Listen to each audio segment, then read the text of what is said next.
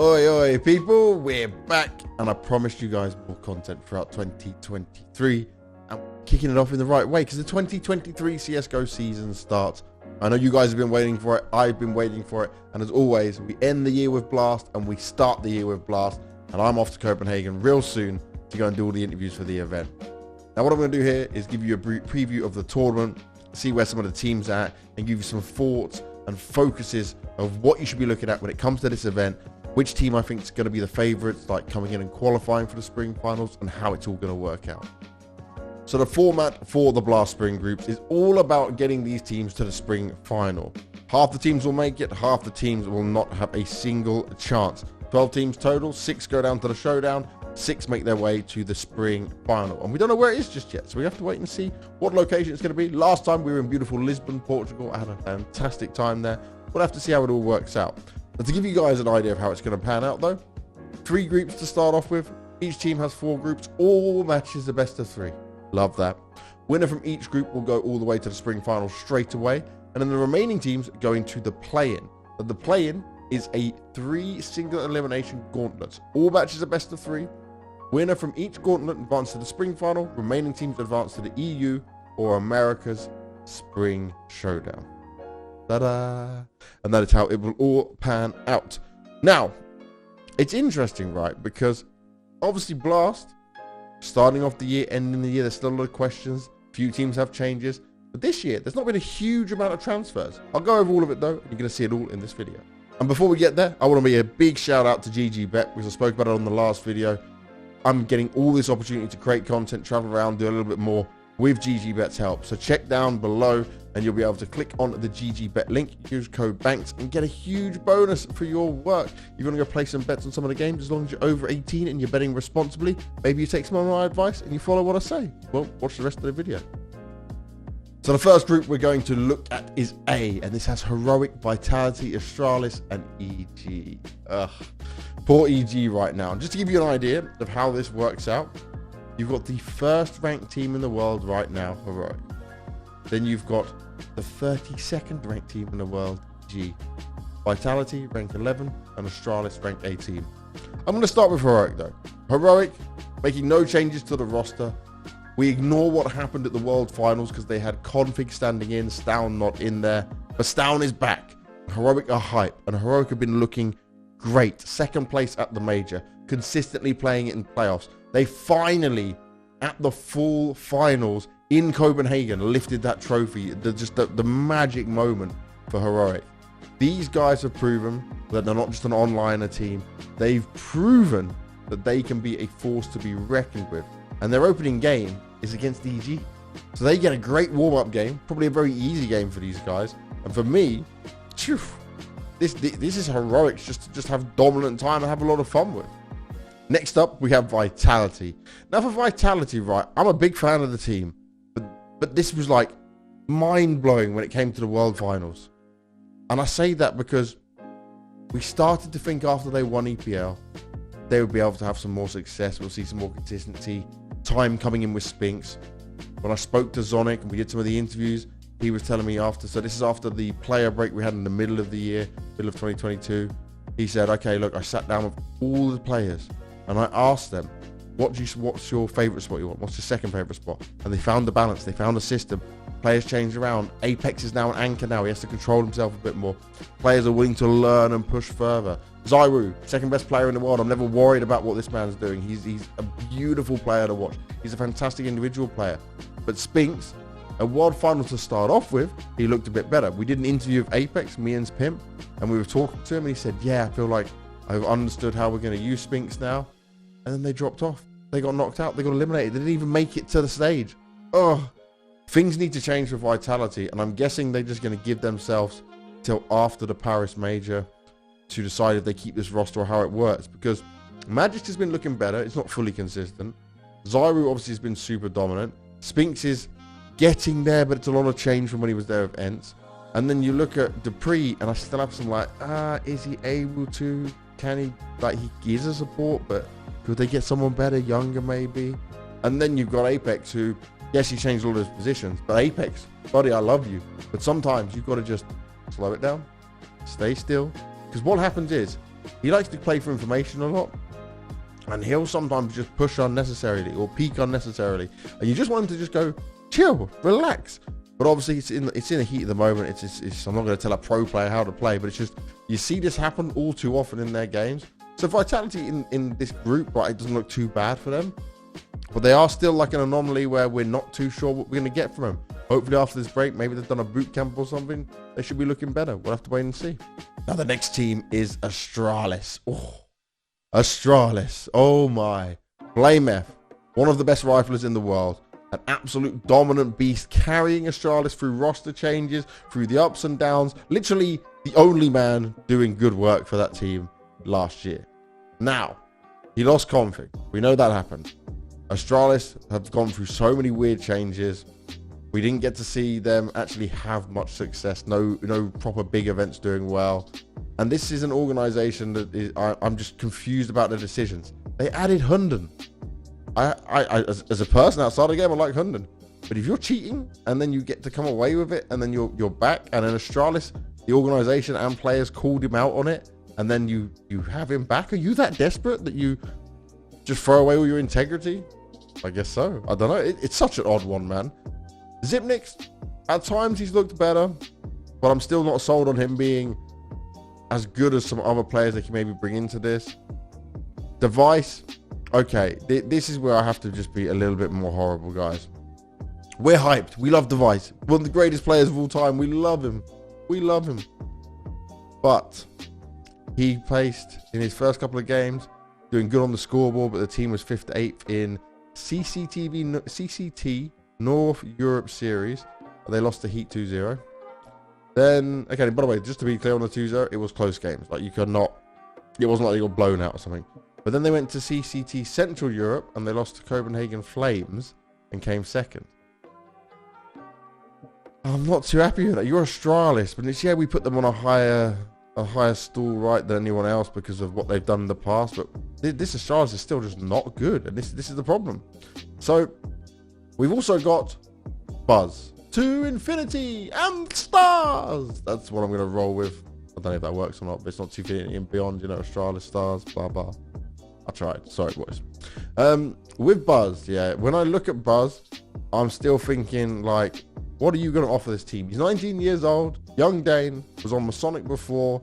But the thing I will say to Astralis, because obviously some people I saw tweeting, oh, you didn't pick someone from Astralis talent. Like, what's the point of this talent team? Astralis are in a rough spot because your country was so good, so far ahead, the schools and the teams they had, that even your tier 2 and tier 3 players are signed to pretty good organizations like who are competing, and pretty good organizations that will give players money or have a buyout for these guys. So Astralis can't be like a big who just pick up pretty much any German player they want, or a Navi who have like multiple academy teams. You've got Navi Junior, Navi Youth, you know? Like, Astralis don't have that option because there's so many good up-and-coming Danish players that they're really going left field to try and grab these players, like for their talent roster. So I'll give them like a little bit of a pass on that one. But still, I don't know what to think of him. I don't know what we should expect from him. I'm just seriously worried for this team. Like, admittedly, they were still playing with Mistar on these tournaments I mentioned in the past, so Buzz hasn't played with them yet. But this is tough for Buzz. You're going straight into a tier 1 group where you've got Heroic, Vitality, Astralis, and EG. And I'll be honest, maybe you need to give Astralis a run for their money. Basically, Astralis should beat EG on paper. But I don't know. I'm not sold on it anymore. I can't be confident. Now, the final team of Group A is EG. And I don't have much positive to say about EG. I'm sorry. I don't know what happened to this mismanaged organization. I don't know how it got so bad. Your team is Breeze, who, yeah, used to be a great player. And he can still look individually good at times. You've got EG Black, and then there's another EG alongside it. There's multiple EG rosters, so it's like 15 players they can choose from. And they're trying to find the best they can with it. You got Automatic, who's come back to try and live some glory days. And honestly, stat-wise, not too bad. I'm not going to say he's playing bad at all. Hext, he's a really interesting one. Young Canadian player, come on through, held his own. Pretty good interviews when I spoke to him as well. So far, so good for this young man. Then you got Nilan, the in-game leader from Kazakhstan, now with the North American team. I rate Nilan, but I've done interviews with this guy. His English is okay, but it's like, Is he good enough for... I know them Americans talk fast. The content is going to be hard for him, you know. We'll have to wait and see. And then, sadly, okay, Cirque, he gets removed from the team. People can meme about their salaries they're paid. Remember when they got them salaries at the beginning, they were a much better team than what we have now. It's just... he was better with the rifle in the end than he was with the AWP. You'd have some moments where you see it, but he just wasn't able to hit to the same level. He has been lacking. So bringing him out, bringing this 21-year-old whiz in, who was on EG Black before that, he was on let me look, Carp DM. So he's not the one we're most hyped about, but this is a huge opportunity for him. And right now, why not? This is the whole point. We have this secondary EG roster, because you need to be able to see them throw up some numbers. Just to say the players he was playing alongside as well. He had Rush, Stanislaw, George Snorts, and Walco. So obviously Rush and Stanislaw could have helped Wiz a lot in getting prepared for this. He's obviously going to be now with the team boot camping in Europe as well beforehand. So Wiz, this is a fantastic opportunity. Be a wizard. Show us what you got, man. Because right now, I still expect EG to be last place in the group. So let me close out how Group A would look. My team to spotlight here for Group A is going to be Vitality. Now, Vitality. Some of the good things we can see in this team. ZywOo, Spinks, Zonic. Some of the things where I feel like we need to still have question marks around. Dupree, Apex. You guys are legendary players, great at the game. But I need to see some more from these guys if we want to see Vitality back towards the top. The third point I'm going to make on this team is consistency. And I know we harp on about consistency. Consistency. They're not consistent. Blah, blah, blah.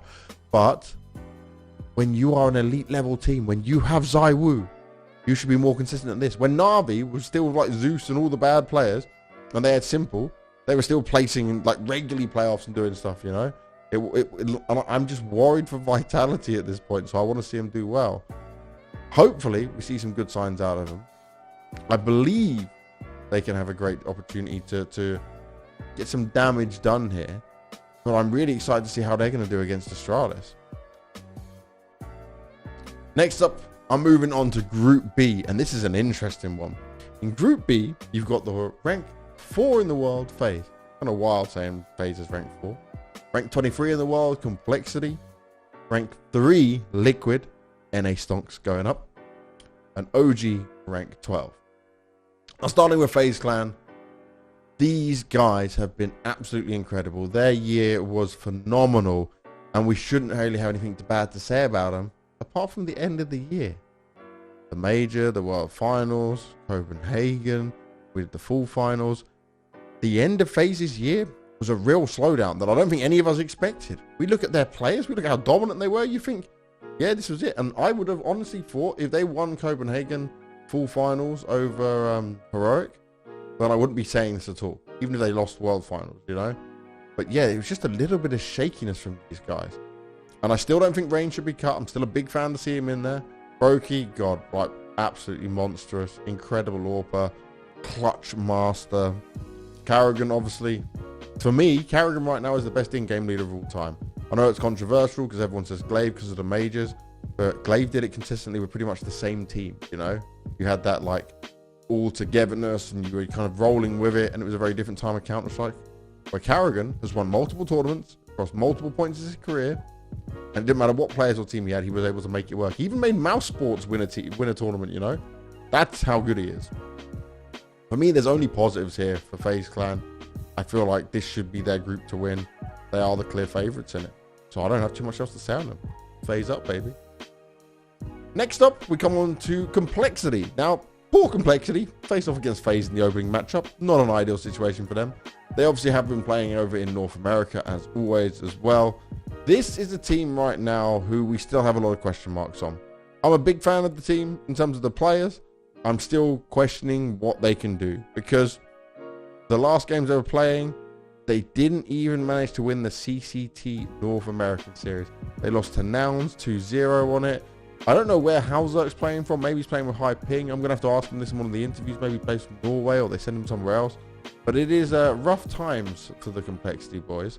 And one thing I'll say, people give like JT a lot of criticism. JT is an in-game leader. He is also a sick entry fragger. Fang, he has some of these games where he absolutely dominates. Remember when they beat Na'Vi that time and Fang was just popping off? Floppy's been good. Grim still has some of his moments as well.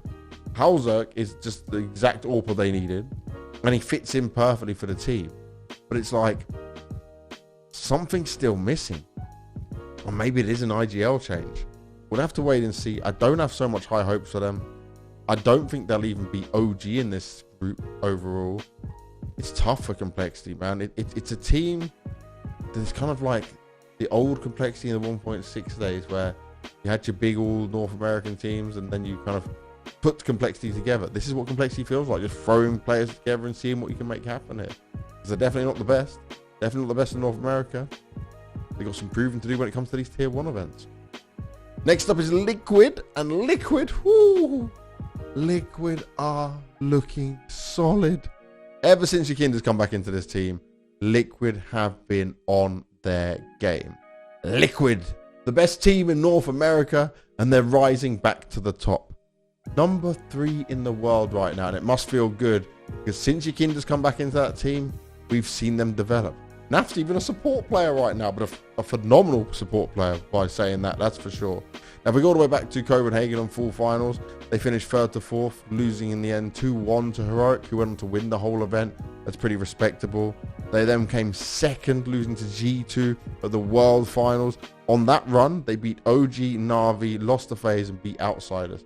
Obviously, Outsiders, I don't know what the hell happened to them at the World Finals, but pretty legit run from Liquid. And I was very impressed with these guys. The impact that Yakinda has as an opener is absolutely insane. And he brings such positive energy to the rest of the team. They love it. He loves it. Things going well for sure. Liquid right now are one of these teams which I don't consider even an upset team. Like, I could see them going into this and potentially beating FaZe as well. The only problem is when they go up against FaZe, it seems to be a bit of their kryptonite. Maybe some of the mental games that come into it as well. But they're not far away. If FaZe can't come in hot, for example, this battle is going to be very interesting in Group B between Liquid and FaZe. This is the one I'm most excited for. Now, the final team in Group B is OG. And OG, they made it to the stage at the Blast Premier World Finals to end out the year. Now, for this team, I'm still not too sure about what to expect from OG. I'm very impressed that they made it that far at the World Finals, but it's still such an up and down team. They found ways to get Fiku activated. Neofrag's looking better as well. You can see what Nexus said to us in the interview during Blast when I was talking to him. He said that before we had teams who were struggling to, or team players, sorry, that were struggling to follow exactly what the game plan was. They had different ideas. I'll tell you some little behind the scenes information. When I was there back in full groups when Dexter had first officially joined the team, he was like not a stand-in anymore properly on the roster. There was moments where they were giving Dexter a lot more space, but previously Neofrag and Fiku were given that space, like separating it themselves. And obviously they had to give up some positions, and they were arguing with the coach. They were arguing with Nexa. Not in any bad way, but they're like, no, I don't like this. I don't want to change this. They've got this new mental coach as well that I spoke to. He's really good, solid stuff from him. I was just talking to him in the background, seeing what he's doing, seeing how he works on them. And whatever's happened, whatever the changes have been, this team now believes in they're believing in each other. And that's so key, you know. Think of the Astralis of old. The Golden Astralis was a team that believed in each other, knew these kind of protocols. So now everyone's on the same page. Hopefully OG can continue, and it's not just some words, you know, they just said it because it's a one-off event. I'd like to see them do pretty well here. But you're in such a stacked group that it's going to be oh so difficult. There's a lot of positives around this team. Nexa as an in-game leader now seems to be more vocal, more in charge. OG have an incredible support staff, coach, assistant coach, analyst, now the mental support guy as well. So there's a lot of money being spent. Time to prove yourselves, time to level up a little bit further. We'll have to see how they do. Now, my team to focus on in Group B, this is the one I think that's going to win it, all the way through. It's going to be FaZe Clan. FaZe Clan. The reason why? 4 players from that roster made it into the top 20 players of the year on HLTV. Obviously, they were winning most of the events. They were dominant from start to finish. But like, normally you get 2 or 3 players. To have 4 players is incredible. Obviously, it was Carrigan that wasn't in the top 20. He's an in-game leader. It makes sense. You know, he's got to not really put out them stats. But that just shows how high up the individual level was. Now, the counter to that It's because they were so good, like Rain MVP of a major, Twist MVP, Brokey MVP at times. All these players had great performances. But then that also lowers, like, a Brokey's not going to be going above, like, a top 3, top 4 position because everyone else is sharing a bit of it. Like Twist can have a pop-off tournament, for example, or Rops can. So it is a bit of sharing with it, but that's why they were such a dominant individual team. Now, the other thing is, they started to have this massive downturn. Like, the major was embarrassing. They got eliminated by Bad News Eagles in the end that no one expected. Didn't even make it to the arena when people thought they were going to go for back-to-back majors and start some sort of era. And then they didn't do well at World Finals. They lost to Heroic in the finals of the full finals in Blast Copenhagen. It was Faze down towards the end of the year. Faze really far down. But my next point for them, but it's a point to prove. They should be so motivated right now. They don't want to think like, oh, we just had a lucky start last year, or just like, we were just ahead of the other teams. Don't take your foot off the gas. Once you're at the top, it's so easy to come back down. Staying there is the hard part. And they need to show us that they can stay there. They need to fight back. They need to fight back hard. So maybe the point to prove would be the motivation for them. And finally, the group I consider the group of death. It is Group C. Na'Vi, rank 9. G2, rank 2. Crazy, isn't it? Absolutely crazy. Big, rank 15. And Nip, rank 16. These are some really close together teams. Some changes on teams as well. I'm going to start off with my team that are just born to win. It is the Na'Vi Nation. Na'Vi right now are in this, I say, transition period. Let's call it that. And when I say transition period for Na'Vi, they were constantly in playoffs of all the big tournaments. They were constantly doing well. You think back to spring finals when SDY joined, obviously Boomich had gone, Electronic now is an in-game leader. We think, yeah, it's all going to be great because they won the spring finals. Then it just struggled to get together. Okay, they came first in the European RMRB, 5th to 8th at the major in Rio's, not terrible. Blast full finals, 6th place, you know. You lost to Liquid and then you lost to Nip. Not acceptable. Not acceptable at all if you're Na'Vi. And then you go to the world final where we had SDY and MPL, Nipple, standing in for them and like swapping places, you know, playing the 6-man roster. Lost to Vitality, they beat Heroic, and then they lost to Liquid. It's rough. But what that did mean was that SDY has gone. And I honestly will just say this. SDY was not the right fit, but he was a good player. He gave everything for that team, and he said it himself on the HLTV interview, that if he's not good enough to be on the team, he doesn't deserve to be there. He understood it. It's cutthroat. And people may think that's very harsh. And obviously, if you probably read the Blade interviews on HLTV, go check them out if you haven't. This is what Na'Vi's like. This is what CIS culture's like. Very direct, very just telling you how it is. I personally really like it. Now, MPL, people are going to throw him under the bus because his world final performance wasn't good. We got to remember in that last best of 3, all the players had the motivation to go forward. And I spoke to Blade after they got eliminated. We were just talking in the hotel lobby. And he even said, maybe we shouldn't have put MPL in for the last map. Because SDY was playing well on the second map that he was in on. And it was just one map for MPL to play. And he felt like putting MPL then in was a super stressful situation. It's an elimination match against Liquid. And they believe they could have changed it. I'm just going to go look here quickly at the stats for this game as well. So MPL 0.30 rating. Poor guy only comes in for one map. It's the last map, Mirage. It is the map he's playing from over SDY. But listen to this. Ancient beforehand. SDY 1.17 rating. Overpass 1.02 rating. SDY was playing well on his potential. Well, it was his last game for Na'Vi, but he didn't know at the time, so potential. And then poor MPL, all the pressure's on him. It's an elimination match. And he's young. This boy's young. He's 17. That's tough for him to go through, you know. So yeah, Blade did tell me that maybe that wasn't the greatest idea, but he sticks to the system. He sticks to what he knows. They did this with Bid as well. But now, Nipple, his name, by the way, we have to say on broadcast on all shows, NPL. But he told me himself. Me and Andrea had a little conversation. And he said, I like Nipple, so free the Nipple. He is freed, though, in the sense that he's on the Na'Vi roster now, and he's got a great chance. Now, to give you some background, because I talked with these guys a bit, I spoke to MPL, and over a year ago, before he joined Na'Vi Junior, he didn't even have a PC that played at 100 FPS, yet he was still dominating, still getting recognized. His father was actually one that taught him how to play. He started on Source, a bit shit, but obviously he's so young, so you start on Source and not 1.6. He's still going to Counter-Strike, so I'll be happy. It's just me joking. Don't get upset, Source. Don't hate me. Don't hate me. But yeah, he's just a pure young player. Been playing from the start. He's very well spoken in English. He's very confident, but also he knows to be reserved in game. He's listening. Simple's helping him a lot as well from what you're seeing when you look at the World Final cameras. So there's positive signs for this young man, and I'm excited to see what he can do now. They've had a bit of time. They've been at boot camp since last week. So just to give you guys an order, today is the 17th of January when I'm filming this. He was on boot camp with him from last week. They obviously had a little break when some of the guys went to the HLTV Awards and Simple got his #1 spot. Best player in the world again. 3 times in a row. That's history, baby. History for the great one. One in the name, one in the game. I think that's what Machine said at one time. I said the great one. The GOAT for sure. But Na'Vi in general is going to be a bit of a weird one. I said this on a previous video. If you look on my YouTube, and I touched on the MPL STY situation, that I don't think this might be the last change for Na'Vi. If Electronic can't start to play individually better and be the IGL better, even though he's following Blade's system, then maybe someone else has to get cut and you bring an actual IGL in. Maybe MPL doesn't get a too long a stint in the team and you get an IGL that's more dedicated into it. Who they get, God knows. Obviously, it's very difficult at the moment with the situation in the world that we all know about. But we'll have to wait and see.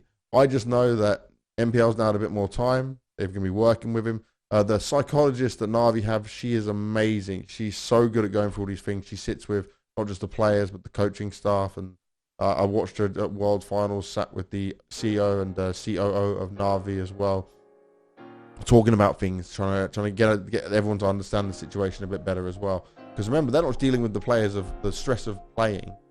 They are dealing with the pressures of a war that's going on around them while trying to keep all this going. It's a whole different situation to what money teams is. So it's like it's added pressure. But MPL right now knows this is his golden opportunity. I don't know if Na'Vi will top the group. I don't think they will.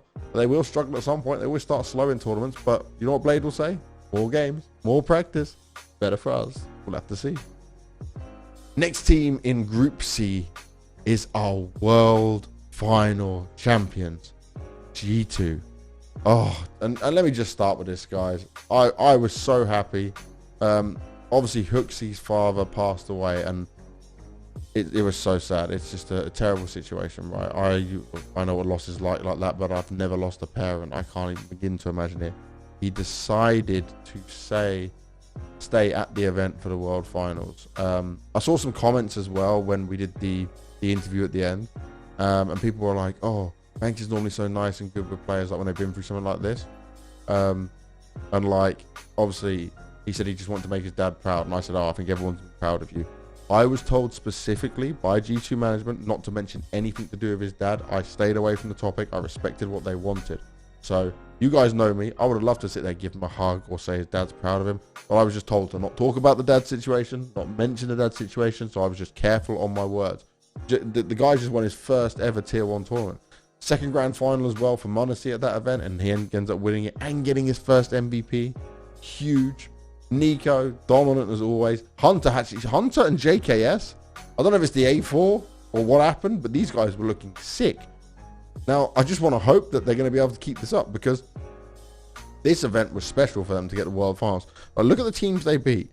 They lost to Faze to start the tournament off 2-1, beat Outsiders 2-0, beat Vitality 2-1, beat Faze 2-0. That's more than revenge. You didn't let them get a map.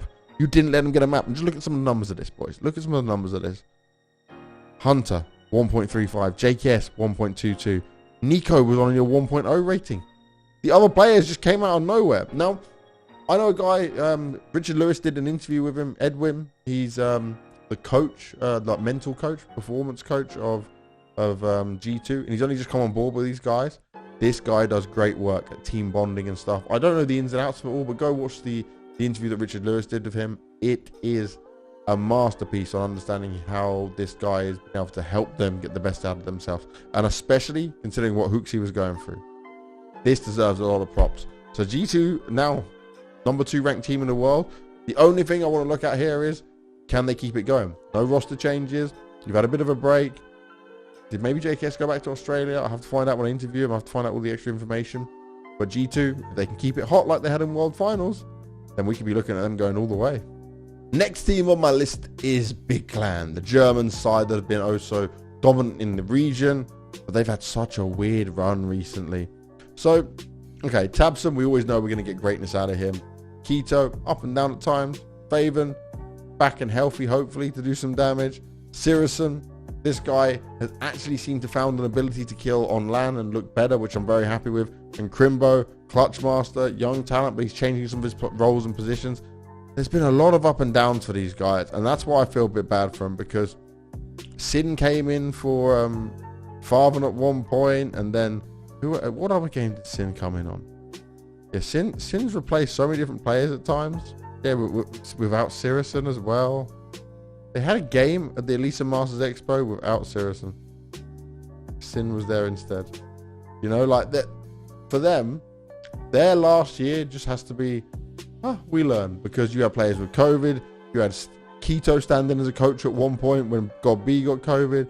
You lost Crimbo for a while. Like they've just had it rough. So you need to come into this year, ignore the past, and focus on all the positives.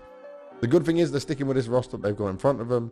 They didn't make any changes, which I think you'll see is a very positive thing here. I don't think Sin was ready for the top level.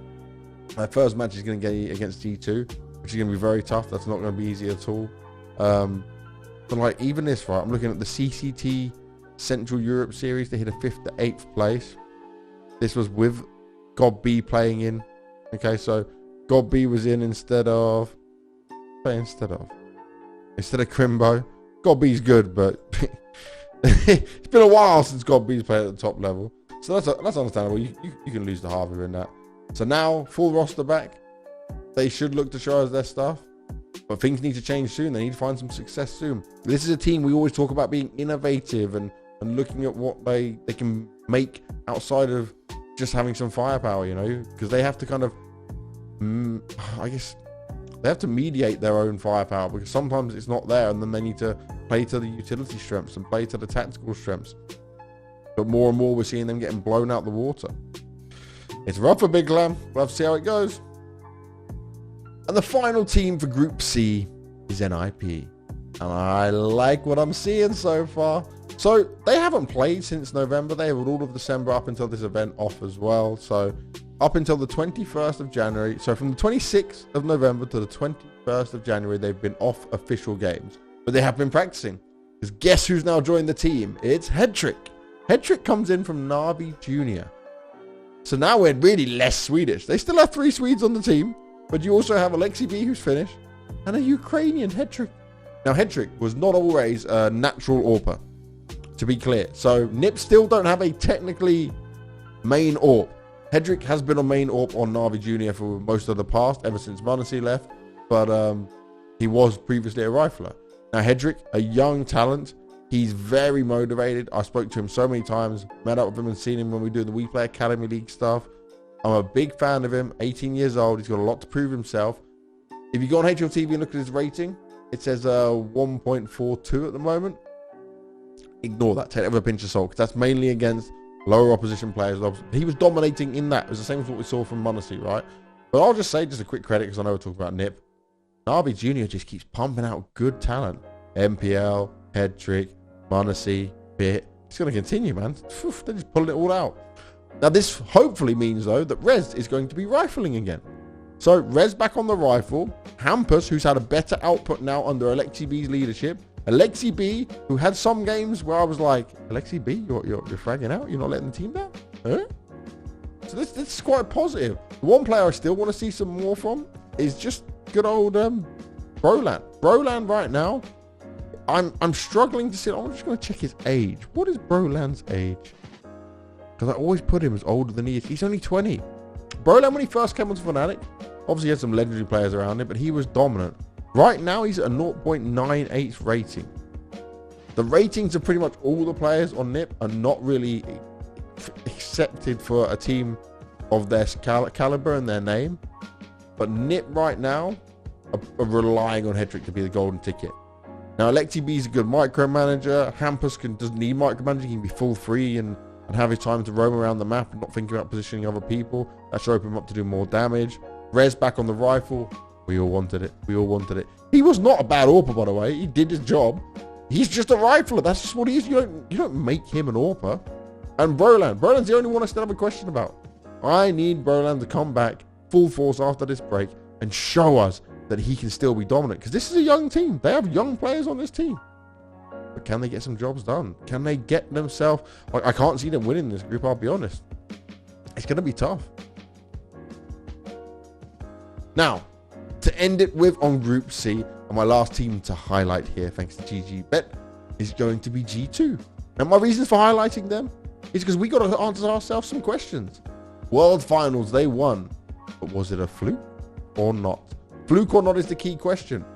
Because you need to show us now that, yeah, you did great at World Finals.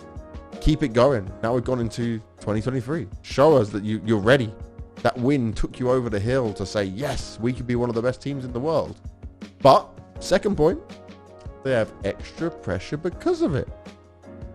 Extra pressure can hurt you a bit. But like I said, they got their new mental coach, Edwin, great guy. Mind Body Esports. Mind Body Esports is exactly... He is doing good work with the team. If he can keep it going and keep that pressure off him, he'll be fine. Third point, momentum. We talk about so many events in the Counter-Strike calendar. When a team wins one, sometimes that can spur them on into momentum. But their momentum's been cut. There is no momentum here now for G2 because you had the player break. Now, admittedly, m0NESY, I think he's streaming right now. He's been streaming so much. He's been playing non-stop. I know they're on boot camp at the same time as well in Serbia, so they're getting themselves ready. That's why they couldn't go to the HLTV Awards to pick up the awards that m0NESY won. So, we'll wait and see how things go for G2. But they're the team I want to highlight. The team I think they're going to win out in Group C. But it is the group of death. There's a lot of unknowns and a lot of questions we've got to ask ourselves here. But G2, they should be going all the way with it, at least in this group. Now, the final part of my event preview for the Blast Premier Spring Groups 2023. And I cannot wait to be back there and interviewing. I cannot wait to be back on the screen again and just talk to players and find out what's going on. It's going to be amazing, guys. But I'm going to give you, because it's 6 teams that go to the spring final, and the 6 teams that have to then go down to the showdown. By the way, the showdown is the toughest event in Counter-Strike. Single elimination, best of 3s, you lose one, you're gone. And it's just a massive gauntlet. It's tough. It's real tough. So, teams I think they're going to go through. Heroic, G2, Faze. They're my straight. I think they're going to win the groups. I think all 3 of those teams are going to win the groups, move on forward, and grab that spot nice and easy. Then you get into that gauntlet mode, and it gets a little bit harder because these teams are all going to be fighting for each other. And when you look down how that mode works, it's a single elimination bracket, but it's like Group A 3rd place versus Group B 4th place, Group B 3rd place versus Group C 4th place, Group C 3rd place versus Group A 4th place. But then the people who come 2nd place in the groups, they're already in round 2, so they don't have to play an extra game. So you just don't want to be one of the teams in 3rd or 4th. You want to be 1st or 2nd to give yourself the best chance to be further forward. Remember though, Na'Vi played, I think it was at full without Simple for a little while. He's dealing with some visa issues, and Hedrick played in for them, and they went quite far out. But then Simple came back for the elimination stage, and they just wrecked. So they just went all the way through as always, what they do. And then they went on to win the spring final. So then there's only 3 more spots left for the spring final. So I said what? I said that we're going to see Heroic, G2, and Faze go through. My other teams are going to be Liquid, Na'Vi, and Vitality. Do you know, out of those 2 teams, I'm most worried about Na'Vi. Just because MPL's showing, we don't know what we're going to get from him. Like Vitality, we can kind of expect they can be inconsistent, they can throw it up there. But I'm just a little bit worried when it comes to Na'Vi and how this might all work out for him. But there's my event preview. Let me know what you guys think. Do you think I'm right about who's going to make it to the spring finals? I cannot wait to find out what location we're going to later on in the year. But it's the start of the Counter-Strike season. We love this beautiful game. I hope you guys love this content. And as always, huge thanks to GG Bet for sponsoring me, making me their brand ambassador, and helping me create this great content for you guys. Go click on that link below. Use code BANKS